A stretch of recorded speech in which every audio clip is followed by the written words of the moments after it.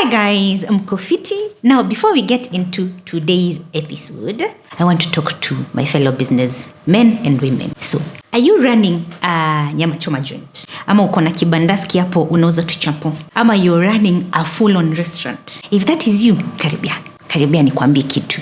So, Odoo, yes, Odoo. This platform has everything that you need to help you manage your biashara. Iyo hoteli yako, it has everything that you need. And by everything I mean, iko na maneno ya sales, inventory, HR, accounting, all those things to help you manage your biashara. Na sasa kwa hizi apps wako nazo, I think over 45 apps or about 45 apps. One of the apps they have is something they call Odoo Restaurant Point of Sale. Yes, Odoo Restaurant POS. This is an app that helps you manage everything about your hoteli on one app. Yani kila kitu kuhusu hoteli yako kwa hiyo app gani? Your app moja. And setting it up is very easy. Unajiset up wewe mwenyewe na unatumia simu yako, ama kama uko na tablet, ama kama uko na computer. Hiyo process yote you do it in a few minutes. Unaingia hapo, una add menu yako. So maybe ka beef fry ama kapilao kama adhe hapo, una add menu, then unaongeza the price for each item, and just like that, imagine, just like that unaanza kuuza. Na pia kama uko na staff, pia wao the same way, it's very easy for you to set it up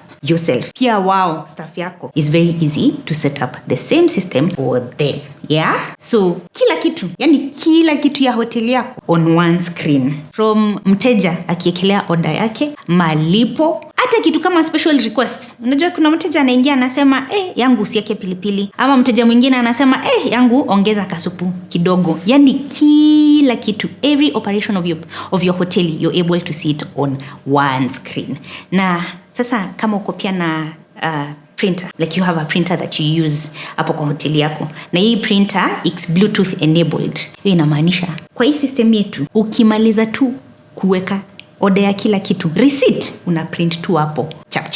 Yani receipt ya customer inatoka tu hapo chap. And also remember that your first app on Odoo is free. Hii nimeisema imekuwa sasa ni kama ka anthem hapa kwa hii channel. Your first app on Odoo is free. So if this is the first time unasikia maneno ya Odoo and you're running a hoteli and you feel like, hey, hii app naweza taka kujaribu, you're lucky because your first app on Odoo is free. So unaweza anza na hii Odoo Restaurant Point of Sale. So ingia hapo kwa description box, click on that link. Alafu tufanye nini? Tulainishe biashara zetu ndio tuendelee kutengeneza chums, mkwanja, pesa. Yes?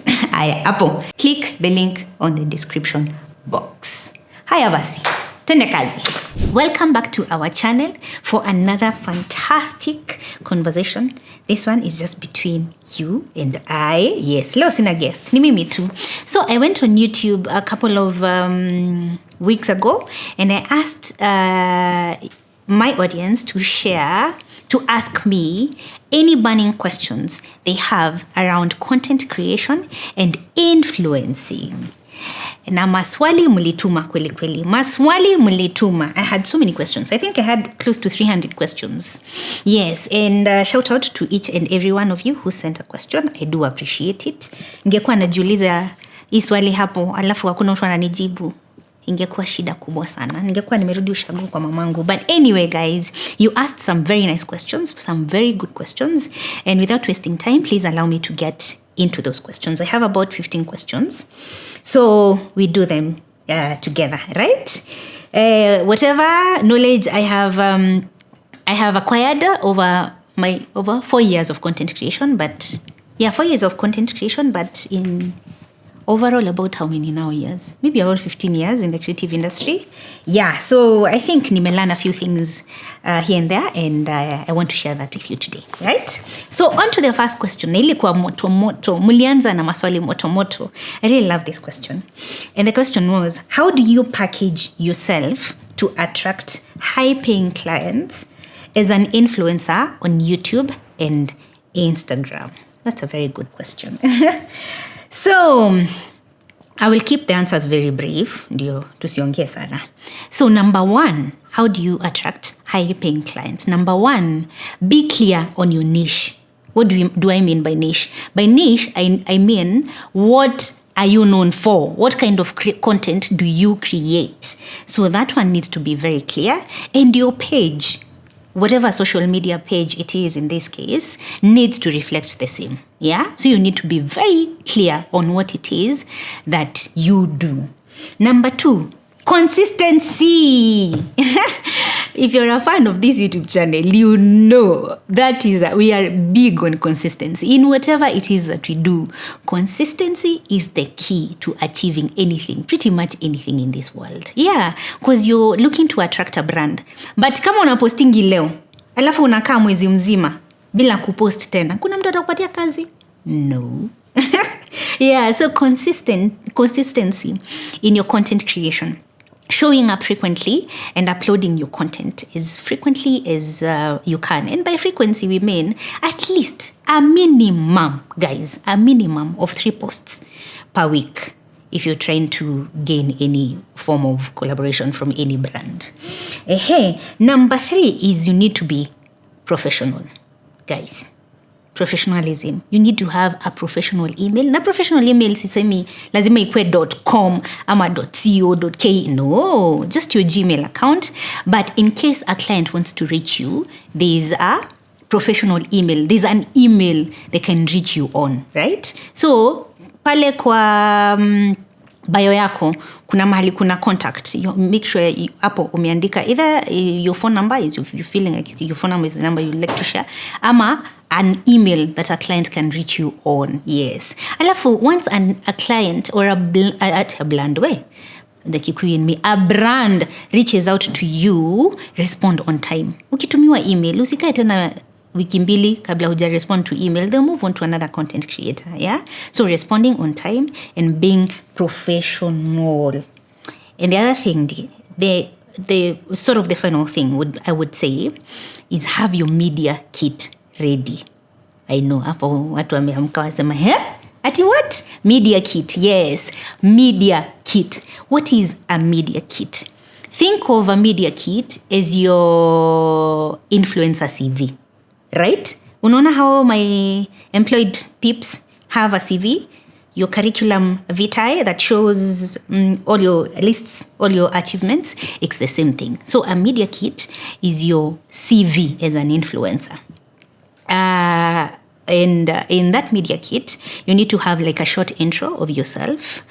Tell us who you are, the kind of content you create, and what your niche is. And then on the same media kit, you need to give us an insight into your audience.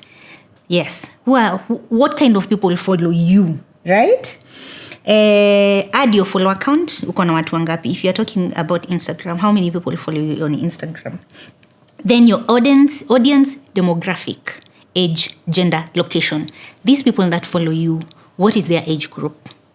What is their gender? Are you being followed by mostly men or women? And then location. Where are they located in this God's world? Tunaanzanga na Kenya, of course. So in Kenya, unaweza pata maybe most of your audience is in Nairobi, sometimes Mombasa, Nakuru, Kisumu. So those are good insights to have in your media kit. The other thing that you need to add in your media kit is a sample of your content. So some of the content pieces that you've already produced on your social media pages, grab the best performing. Yeah. Kwani kwa CV unataka kuweka ile kitu ile kale ka video ulishoot ukapata 10 views? No. In your media kit, you need to make sure it's your best performing content that is there, because this is the thing that the client will see and want to work with you. And then your rates, of course. This is another nini, we'll get into it shortly. Rates, and these rates are borrowed. Yenye leo Kikuyu inaniandama. These rates are borrowed from your rate card. I will talk about the rate card shortly. And then your contact information. Wacha nikunywe maji, guys. Your contact information. Yes, because once they see your media kit and they want to get in touch with you, watakufikia vipi kama hujatuambia hujaacha namba ya simu na email address, right?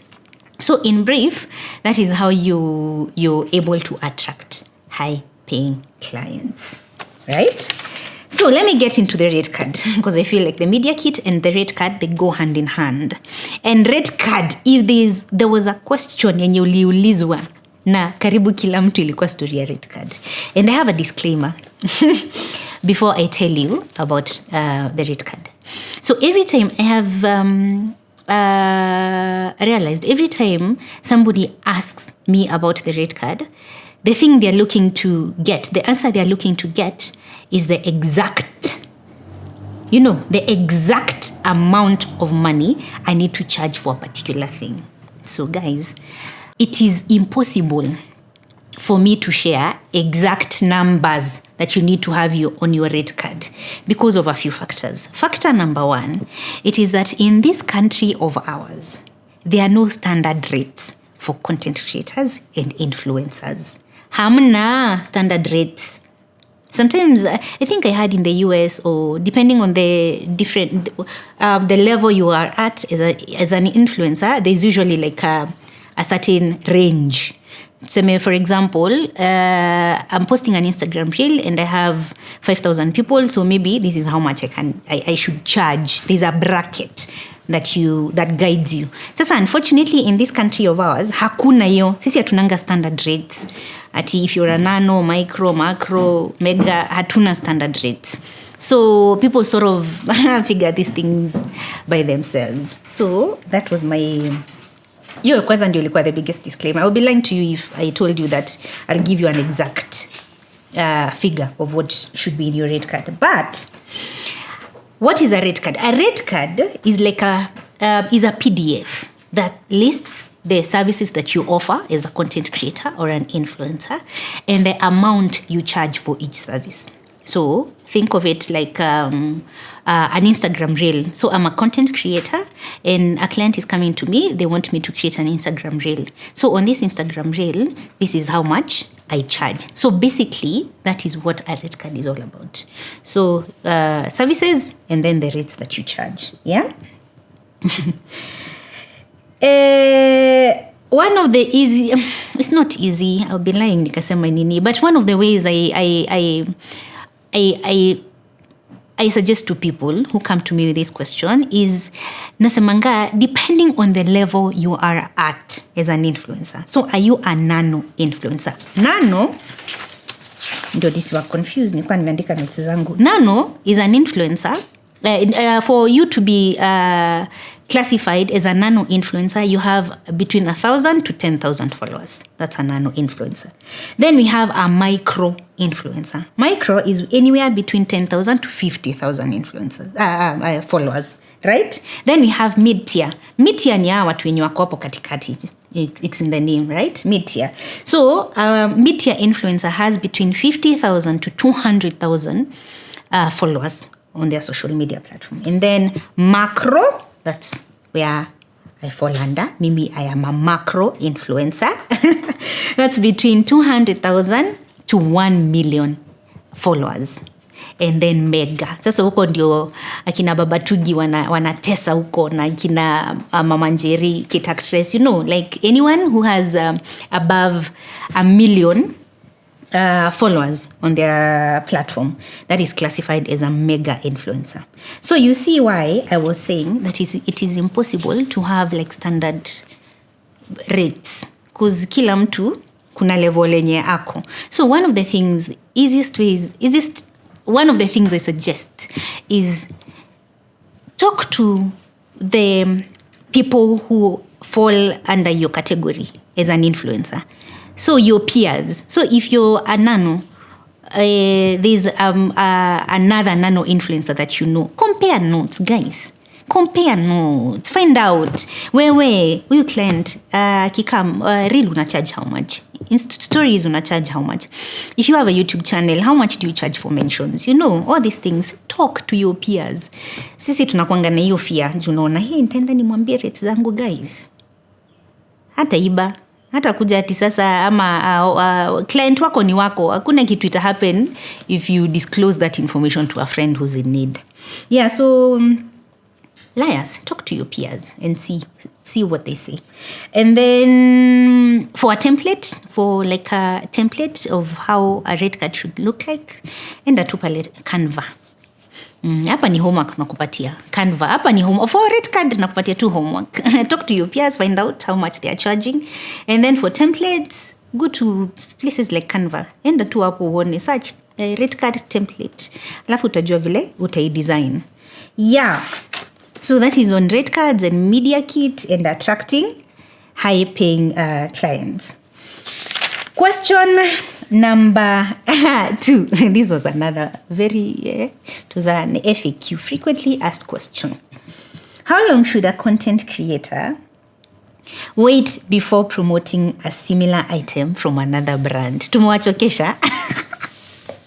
Nilisoma hii swali nikaona tu aiki hapa influencers will become a bit too much, right? Leo nakwambia hii sabuni ndio mzuri, then 2 weeks later nakuja nakwambia sasa hii ndio mzuri, then 3 months down the line I have another one. Na najua I know it can become a bit too much, but just like the question on rate cards, this one there are no set rules. There are no set rules. This one highly and purely depends on the content creator. I will give you my own personal experience.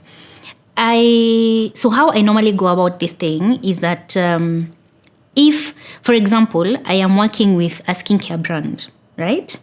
For a good example would be for people who follow me on Instagram, you've seen me do some work with Eucerin. So Eucerin is a skincare brand, and the product we were focusing on hapo kwa hiyo campaign was a certain serum they have for your skin. Alafu sasa kidogo nimemaliza campaign, maybe it's been a month, and then Garnier wakuja waniambia sasa Judy tuko pia na hii product and it's another serum, so it's same product. Wakuja waniambia sasa tuko na another serum, we would like you to talk to your audience about it.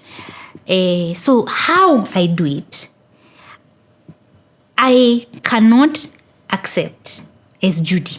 This is my own, I'm just talking about, this is my own opinion.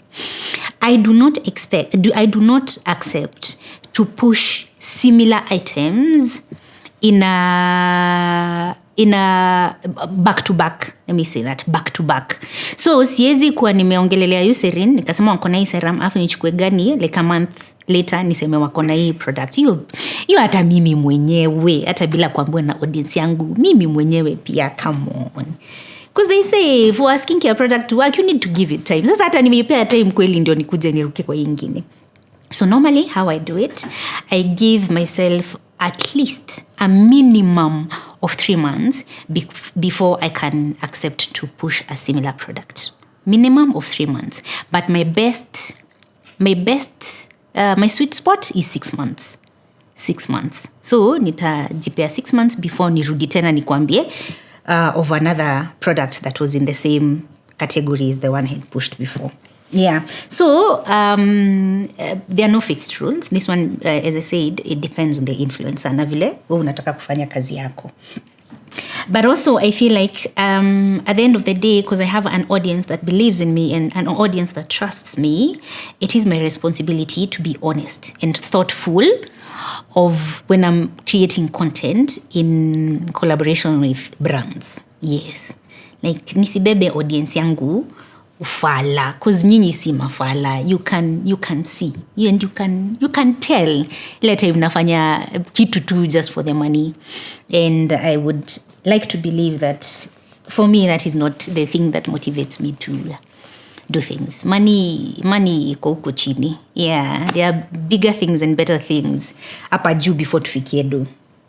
Also, I would say in such a scenario ni promoting, it's good for a content creator when you truly understand who you are as a brand and what your brand stands for, so that by the time I'm coming to advertise something to my audience, it's also a product that I truly believe in. So si ile tu atinafanya tu juu nalipwa, it's not a good thing. And you guys, you can very easily tell when I'm just pushing something because I'm being paid for it. So question number 3. Yes. How to be visible to brands as a person who is starting their content creation journey. So how do you make sure that you're visible to brands when you're just starting out on your content creation journey? I will repeat again. Na hii jina nitaisema mara mingi hapa before nimalize kujibu maswali. Consistency, guys. Consistency. When you're starting out, the best thing you can do for yourself is just keep on showing up. And show up as many times as possible on your platform. Whatever platform is your main platform. Show up. Create content. Create content consistently. Because your consistency ndio itafanya brand wa kuspot. Juu leo kama una vile tumesema you post today, then 2 weeks later nothing, ama 3 weeks later nothing, ama a month later there's nothing, come on. Kuna mtu atakupatia kazi, na si uongo. So consistency is the first thing I would say. Number 2, when you're starting out, and for example there's a product that you love, wewe unapenda nini? Hapik. Na part of the content, some of the content that you create are around lifestyle and cleaning your house. If you love Hapik and you're showing us your cleaning, you're doing something about, you're showing us it's a cleaning day in your house, and you're in the loo and you can see you cleaning. Na unamwaga ka Hapik up, or tag them. When you're starting out, tag these brands, because they don't know who you are. You're still very new in the space. So tag them, ndio waanze kujua you exist. Hata kama hawakulipi. When you're starting out, you need to do a bit of, lazima hii kazi uifanye kiasi before people spot you. And then another thing is, don't be shy. Slide kwa DMs zao. Create kareel na hapo umeona, I think hapa aka kareel, Naivas supermarket. Nilienda Naivas nikashop. I think, aka kareel ni kazuri. Nikatag Naivas, maybe next time wanaweza ni consider. Don't be shy. Tag them. You're real. Slide into their DM. Na umwambie, I created this one, I think you might like it. You never know. You never know. Next time wanafikiria juu ya influencers to work with, you'll be very high on their list. Yeah, so slide into their DMs, tag them when you create content around their products. And then also, usiogope, ukienda kwa page ya Naivas supermarket and maybe they have some contact information na kuna email hapo, chukua hiyo email. Watumie, waambie, watumie hizi pieces za content zenye umecreate. Waambie, nimecreate content naona ni kama mnaweza like. You never know. That's how you attract these people. Yeah, so be vigilant. When you're starting out, you have to really put yourself out there. As a startup business, how can you leverage on influencer marketing in an affordable way? This is a very good question because I have a lot of, I do, on my stories, I work a lot with small businesses and startup businesses. So one of the things that because I have a rate card, and of course I have an amount that I charge on stories, but sometimes when it's a small business, I tend to be very, nakuanga na soft spot. Because I'm also a small business owner, so I understand you don't have big budgets. Yes, you don't have big budgets. So lazima, the kidogo that you have, you really need to utilize it and max on the value that you get from this influencer that you want to work with. So I would say, look for nano. I would say if you have a startup business and you're looking to work with influencers, look for nano and micro influencers. Nano and micro. Remember, 1K, people who have between 1K to 10K for nano and 10K to 50K for micro. Those are your best people to work with. And there are 2 ways that you can work with those people. One is through offering them a product that you're selling plus a small fee. So mnakubaliana, unamwambia niko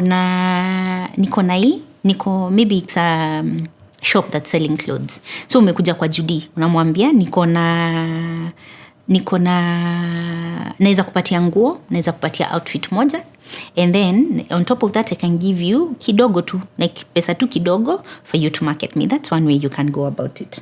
Number 2 is by creating affiliate leads. Affiliate, it means you pay me per sale. So for example, we agree. Sasa kama ni duka ya nguo, tuna agree. If depending on how many outfits I sell, like for every outfit unanipatia a certain amount of money. So it's sale per, as in pay per sale. So that is affiliate marketing. And then the other thing with if you're starting out, you're a small business, you need the influencers that you choose to work with, you need to give them creative freedom. Please.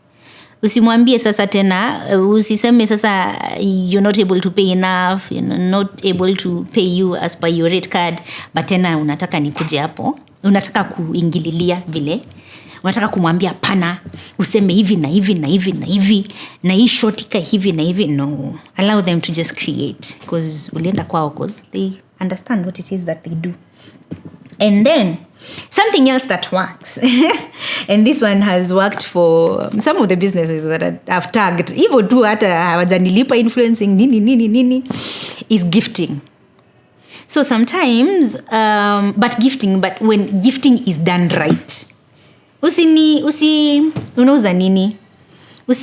Unauza chupa ya maji. It's a beautiful bottle. But then when you're delivering it to me as a gift, unanitumia na zile hizi pepa zetu za kununua sukuma kwa soko. I wouldn't be tempted to post about it. But imagine the same gift, the same bottle of water. It's just a bottle of water. But it comes in this beautiful box that's wrapped in nini. Let me tell you, nitapost. Just because the way the gifting was done was... So nitapost too. And then sometimes I post, I tag you, I tag your business, and voila, you make sales from that. Na hiyo time hata huku nilipa. You get? So gifting, sometimes when done right, it can generate some very good leads for small businesses and startup businesses.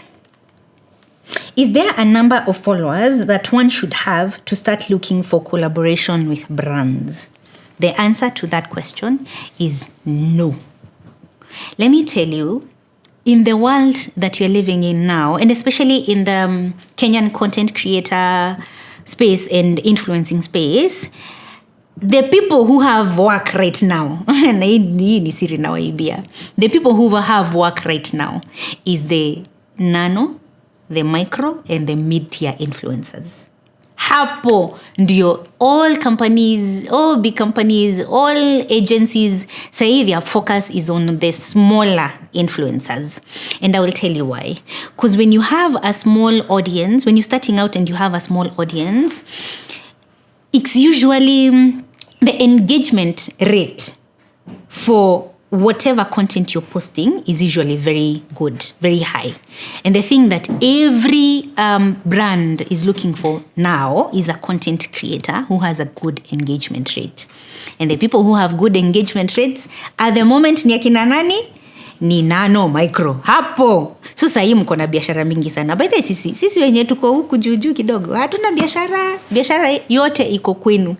So what I'm trying to say is that you don't have to have like many followers for you to get brand collaborations. No. Hiyo ilikuwa ya kitambo. Sahi things have changed kabisa. Right now you might have even 2,000 followers. And let me tell you, Safaricom watakutafuta na watakupatia kazi. So the key to getting these brands to spot you is consistency. Ndashinda nikisema hivyo leo. Consistency. Keep showing up. Keep posting content. That's how you're going to attract all these people. Post your content and the right people will spot you. Na hivyo ndio utaanza kupata hizi nini. So sahi hakuna ile stories za mimi si njugusho, mimi sina namba za sahi hakuna hiyo kitu. Hata 1,000 followers utapata job. Yes. The next question. What strategies should one employ when the number of followers stagnates for so long? So what strategies should one employ when the number of followers stagnates for so long. The easiest, the number one way of maneuvering this, not number one, but maybe one of the easiest things would be collaborating with other creators. Collaboration with other creators. Yes. Because you see, what happens is that the creator that you collaborate with, you get introduced to their audience and vice versa. So you might collab with a creator mwenye hata people didn't see it coming. Unajua sometimes unaweza collab na mtu mwenye huyo mlipatana wapi. Yeah, but collaboration is a very good way of making sure that your brand is getting introduced to new audience. Yeah, so collaborate and experiment with new formats. Social media now, especially Instagram. They have new updates every now and then. They're always introducing new formats of doing reels, of I don't know what. So taking advantage of the new trends or the new content formats that these social media platforms are introducing every day is a very good way to stay ahead. Because every time Instagram introduces something new, the algorithm focuses on anyone who's using that new format. So if you take advantage of that, kidogo unapata followers wameanza kugrow tu pole pole. Yeah, so take advantage of new formats that these social media platforms introduce every day. And then if all this doesn't seem to work, sometimes unaweza fanya hizi vitu zote alafu uone nimejaribu collaboration, nimejaribu kufuata trends za Instagram, I'm trying all these things but still nothing is happening. Then at that point you need to revisit your niche. Maybe you need to sit down and reevaluate why the path that you've taken, the kind of content that you create. Maybe that is where you need to change and focus on something different. Yeah. But at the end of the day, I would say you keep going, man. Keep going. Because they say growth is never linear. Keep going. Hata leo ukiamka usikie, na nimefanya hii. Leo nafanya video, inapata 1,000 views. Kisha unapata video, unafanya video you just keep creating content. The consistency is what will bring the kind of growth that you're hoping for. How do you establish yourself as a brand that people can trust? How do you establish yourself as a brand that people can trust?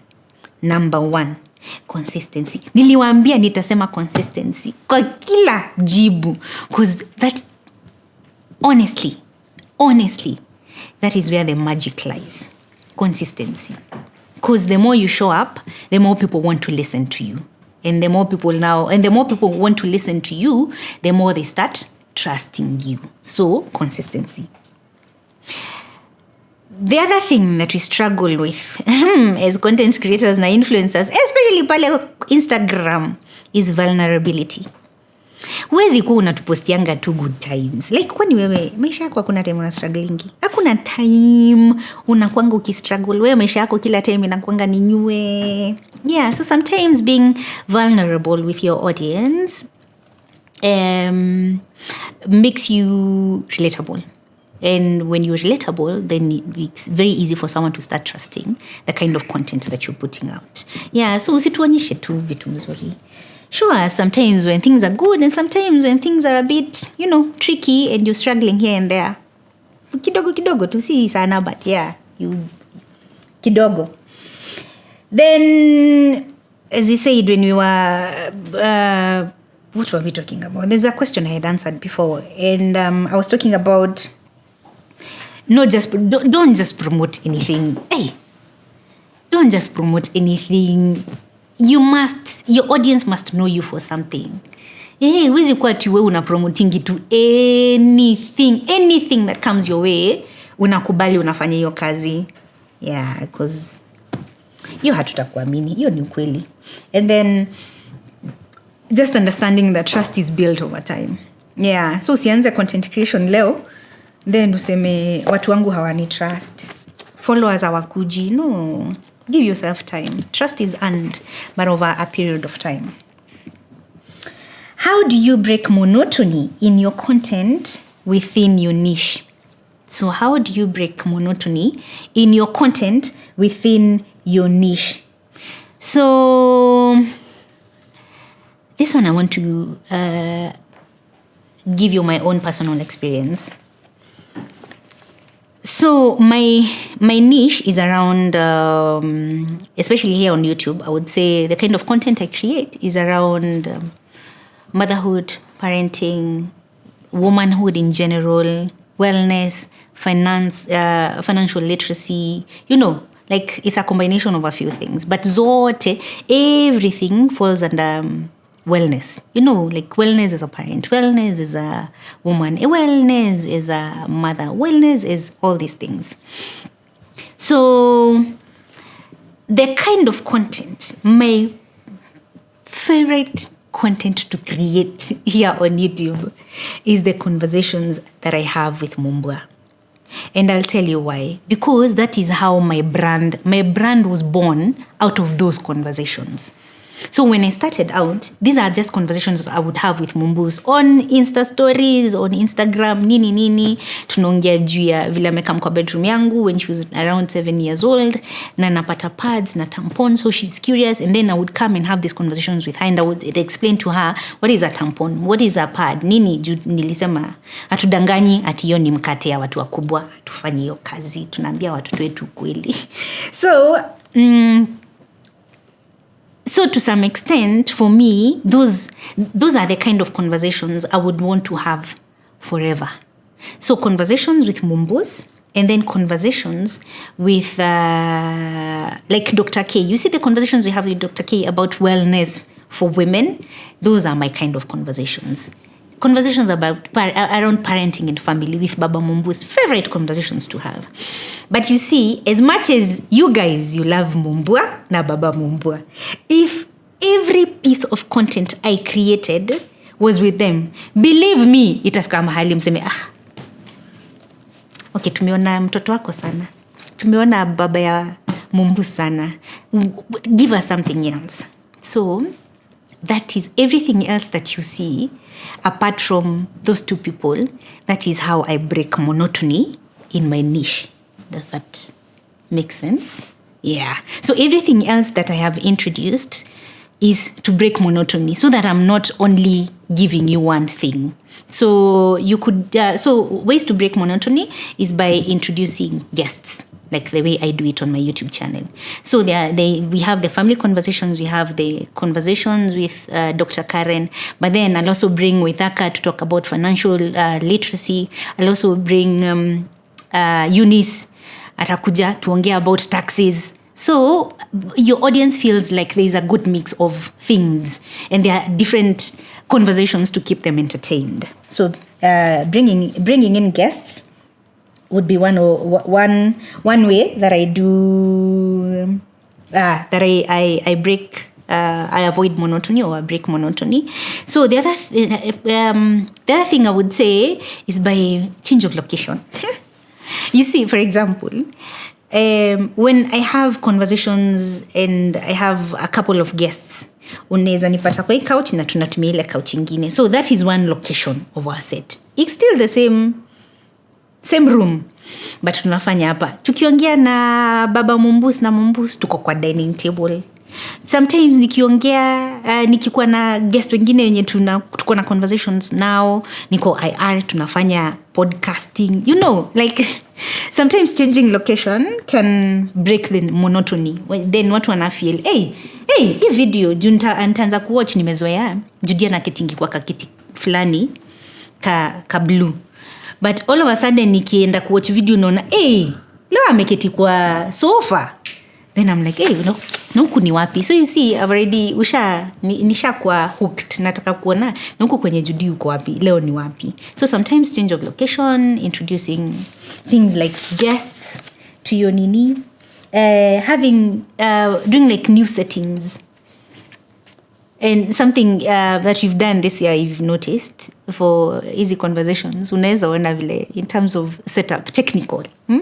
Unaweza ona vile lighting inaka interesting. Nini, small things that keep your audience entertained. And then different formats of content. So still in your niche, the thing that we know you for, the kind of content that you create, sometimes you can decide to do like a tutorial, a tutorial on something. Sometimes you can decide, I want to do like a Q&A, which is what I'm doing today. For me, this is breaking monotony. Yeah, because I ask my audience to ask questions, so I'm here answering the said questions. So it's something different from kuongea na mumbus na baba mumbus na kuongea juu ya wellness. Yeah, so there are different ways here and there that you can do to make sure your audience is entertained. How do brand collaborations and partnerships work in regards to influencing? So how do brand collaborations and partnerships work in regards to influencing? So this one I'll give you my personal experience. Including my husband, because I am his manager. So I'll tell you how we do these things. So a brand, step number one, a brand reaches out to us, or sometimes we pitch to them. So for example, it could be there's something we're planning to do and we feel a particular brand would fit very well with this thing that you're trying to do. So in that case, it's us going to that particular brand to end up pitching to them. This is to our approach. And then the other way is when now brands come to us. So for example, Safaricom, they have a campaign and they feel that the kind of content we create would fit very well with the product or service they're trying to advertise. So they come to us. So a brand reaches out or we pitch to them. And then we get to agree on the content that we will create for that particular project or campaign. And then we agree on timelines and the payment. And once we do this, we then now sign a contract. Contract, very important. Word of mouth, never. Never. Usikubali kufanya kazi na word of mouth. Guys, contracts are very important. It is the one single document that ensures that everybody holds their end of the bargain. Sindio? Yeah. So to may agree on content, to may agree on timelines, and to may agree on payment. Then we have signed the contract. After signing the contract, then we go ahead and produce the content. So tunaenda na tuna create your content. Once the content is ready, we send it back to the client for approval. Because at the end of the day, they are paying you. So they have to make sure that the thing that they are paying you to do, you have done it in that piece of content. So approval is done by the client. Waki approve, it means you have the green light to now go ahead and post. And once the posting is done, we give it some time. At least, tunasemanga, you give each post, you give it at least 2 weeks, a maximum of 2 weeks, to see how it performs. Usi post leo, then client aseme kesho mtumie report. Sasa, yeah, you need to give the particular piece of content a bit of time. And we say at least 2 weeks to see how the post performance. And then after that, some clients will ask you to share a report with the invoice. And some clients will just ask you to just share your invoice. So unatuma invoice, unalipwa, and then unasema, hope to work with you again soon. Yeah, so in brief, that's basically how it works. Is it ideal for everyone? I loved this question. And I could tell you ni mtu mwenye anasema anaona ni kama tunasukuma watoto direction moja. This was the question. Is it ideal for everybody to get into influencing?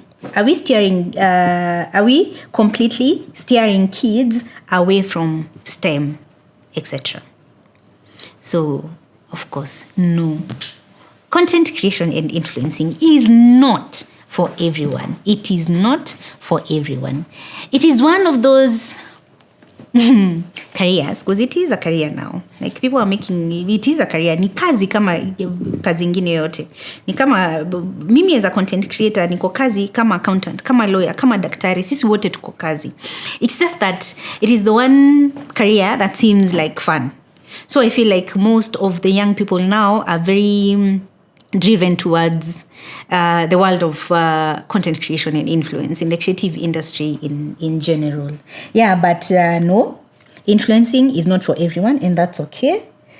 And I need to say it again. It is a career. It is a career like all the other careers that we have out there. And it takes a lot of work and creativity and consistency, which is the thing that hata daktari, pia daktari akona the same qualities, pia engineer, pia mwalimu, pia everybody. So it is a career like any other. But I would say we need to encourage our kids to pursue everything. See, it's not just one thing. It's not just the creative industry. No, we need to encourage them to pursue art and business and STEM and everything else. Yeah. It's just that I think for me, I would say I'm talking about it because it's the world I'm in. It's the thing that I am doing. Yeah. But please, I'm sure hapo kuna mtu mwenye, if you're in STEM, I am very sure mtoto wako sana sana hiyo ndio direction yenye atafuata. How do you come up with ideas for content creation, and how can one figure out the pillars? Content creation is all about the thing that you're passionate about. Because if you're passionate about something, it's very easy for you to create content bila kuchoka, and to create content whether or not you're making money out of it. So I would say, number one, how do you come up with ideas? The ideas come or will come if whatever it is that you're talking to us about is something that you're passionate about. Yeah, so passion, make sure if you're getting into content creation, you're creating content that you really care about, something that you care deeply about. Because that way you will never, it's very hard to run out of ideas.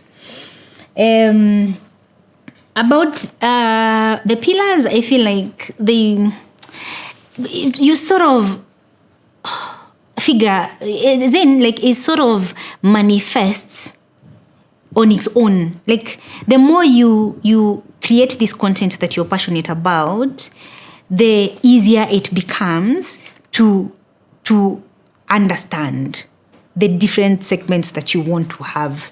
For example, as I said, my content creation journey was born out of the conversations I was having with Mumbus when she was an adolescent.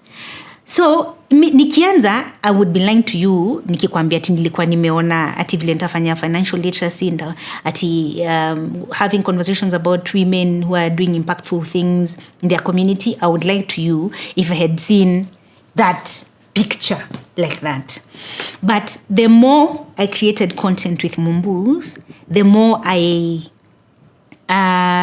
these other segments came into play. Like they come into play very easily. Because you're like, so Mumbus anagrow. Itafika mahali, apate periods. Oh, so now we can talk about menstruation. And then menstruation does not necessarily just happen to children and girls. Not children, to girls at a certain age. Menstruation is something every woman until they hit menopause is going through. So you see, inaweza ongelelea juu ya menstruation na mumbwa in her small age. But then I can also have a conversation about menstruation with women who are in their 20s. Another one with women who are in their late 30s. You see, so the pillars they start happening. Like, yeah, so I would say just create consistency. This thing, start with the one thing that you truly care about, the thing that you feel, nikiweka hii camera, hii ndio kitu nataka kuongelelea. But down the line, the picture will reveal itself in all its glory. Yeah. What is your advice on accepting brand deals to avoid getting the short end of the stick? Know your value. Why? And your value, how you get to know your value is when you truly, truly, truly understand yourself as a brand. The things that you stand for as a brand and the things that your brand does not stand for. Because you can't stand for anything. If you stand for anything, then you stand for nothing, surely. Yeah. So know your value, and that comes from understanding yourself as a brand. And then don't be afraid to negotiate. A brand will come to you with a set budget. But if you truly know your value, then you're able to negotiate. Na wanaweza kuja na budget ya 50k, ujipate umetoka hapo na budget ya 200k. It happens, guys. It happens. The same client. Yeah. But knowing what your brand stands for, when you do that, then you start to understand your value. When you understand your value, you know it's very easy for you to start negotiating with the clients that are coming. The other thing is you need to always ask for information. Ask for the brief.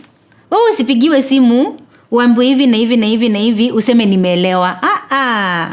Once you've had a conversation with an agency or even the client directly over the phone, please ask them to follow it up with an email and a formal brief of what it is that they need you to communicate in that campaign. Ask for the brief. Ask about the timelines. Ask about the usage rights. And finally, the payment terms. Guys, uliza. Usiogope kuuliza hizi maswali. Uliza. And for this one, I would say, honestly, if the deal doesn't feel right, move on. If the deal does not feel right, if you ask for all these things and at the bottom, unajua pale chini kwa pale at the bottom of your nini pale when you unasikianga your gut is telling you if the deal does not feel right, move on. Other better deals will come your way. Yes, you see, saying no to one does not mean hakuna ingine ita come. Yeah, so if a deal does not feel right, move on. Other deals will find you. How do you get monetized or monetized on YouTube? It's very easy, by the way. YouTube is very straightforward. To qualify for monetization on YouTube, you need to have 1,000 subscribers. You do step number 1. You need to have at least 1,000 subscribers. Step number 2, you need to have at least 4,000 watch hours accumulated from the content that you've posted in a period of 12 months. So 4,000 hours, watch hours. Then once you qualify once you have your 1,000 subscribers, you have your 4,000 watch hours. Next, you apply to the YouTube Partner Program. And YouTube is I find they're one of the easiest platforms ku understand vile monetization you work, because they are also, they are constantly communicating with you. So once you hit your 4,000 watch hours, actually wao tu ndio watakwambia, now you qualify, now your channel qualifies for monetization. So there's a process there for the YouTube Partner Program.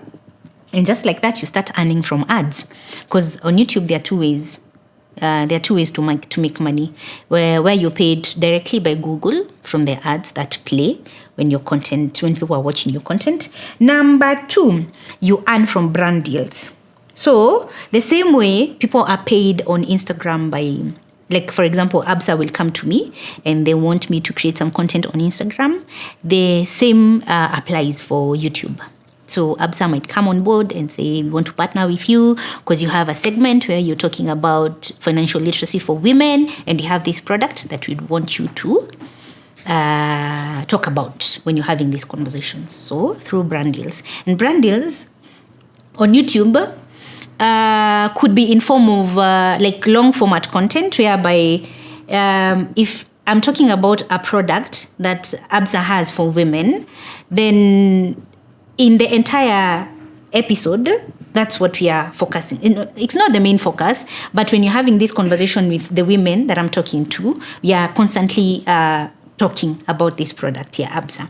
So that is a long format. That's a long format video, and for that, how much they would pay me would be very different from if I was just to do a mention. Najua mention, like what I do for Odoo. That's a very good example, by the way. Like what I do for Odoo, those are mentions. So I just get to talk about their product or service for the first like 2 minutes before now I get into whatever conversation I have planned for the day.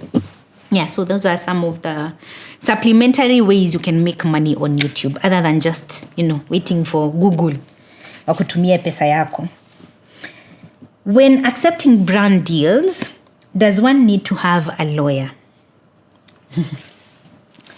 I will say, not always.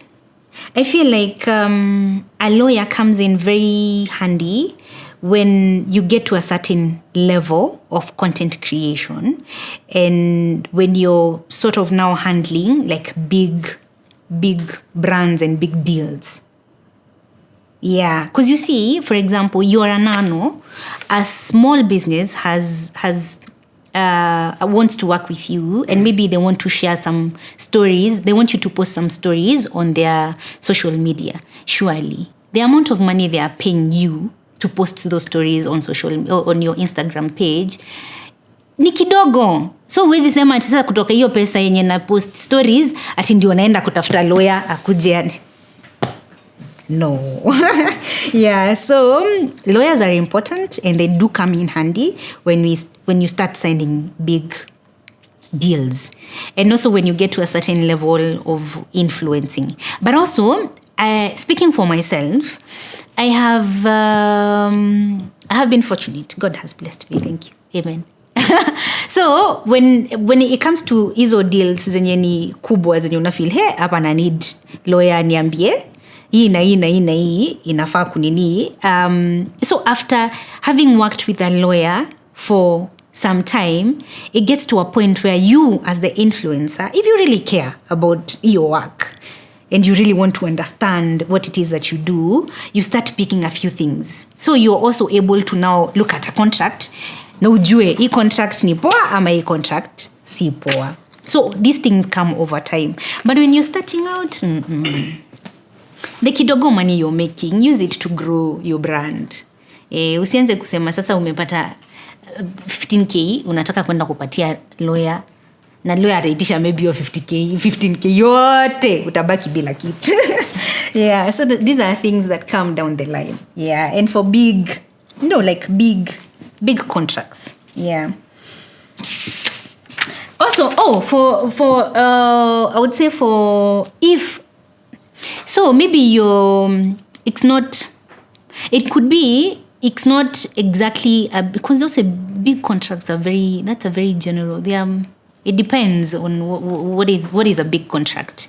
So for example, you are a micro influencer and you get L'Oreal, they want now to, they want to work with you and they have like a good amount of money. They want to pay you maybe 100k for a campaign or 200k. So hiyo si pesa kidogo. Hiyo ni pesa mzuri. But you see, in such a case, if we still don't want to go the lawyer way, na huna beshte, unajua unaweza kuwa na beshte lawyer umwambie, hey, kama mimi nafanyanga hivyo Mukami is our lawyer. So tambia Mukami, hey, hapa chungulie hiyo, so you don't have a Mukami that you can mwambie hebu niangalilie hiyo akufanyie favor. The other thing to do is to ask questions. If you read something on that contract and it is not clear, ask. Usiassume, ask questions. And also sometimes, guys, Chatty, squeeze nasikia naitwa hivyo. Chatty anaweza kusaidia. Unaweza una close hapo yenye nasema perpetuity. He's very wanapende you kwanza wa Kenya nini, they love that one. Enda Chatty umuulize what does this mean? Yeah, educate yourself. Ndio pia next time utauliza utakuwa ushajua. How do you manage to stay authentic while still keeping up with trending content?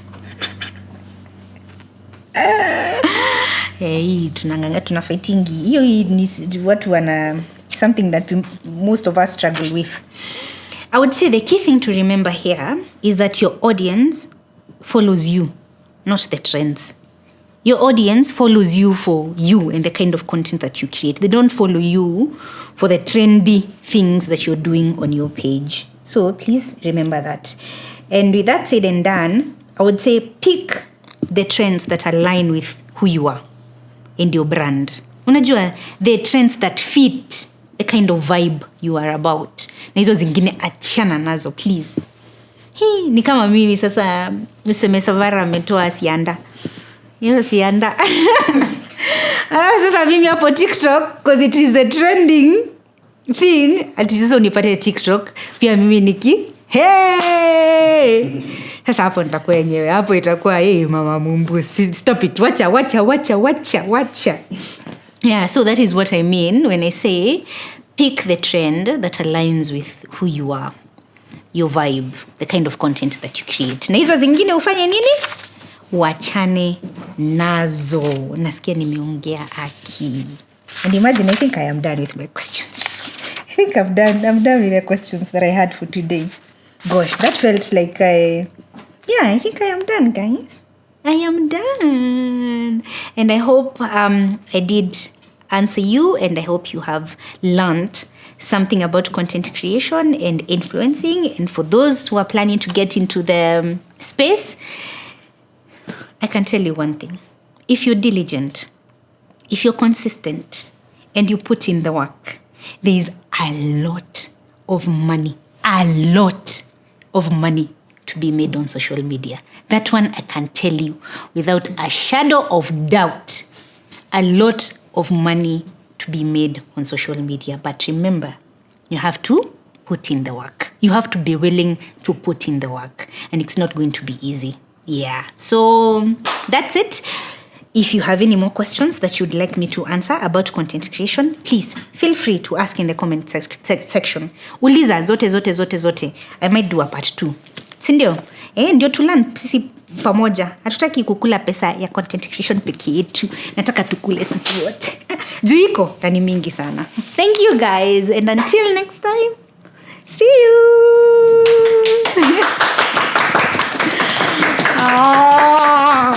Napenda vile mnanipigianga makofi. Hiyo content yote umepeana for free. Hiyo masterclass. Was it good? Hebu niambieni ukweli. Nimelala yani kama walikuwa nasikia hiyo class. Mungu amekutuma yani. The right time. Me in my head all this time I'm like all this for free. For free. Na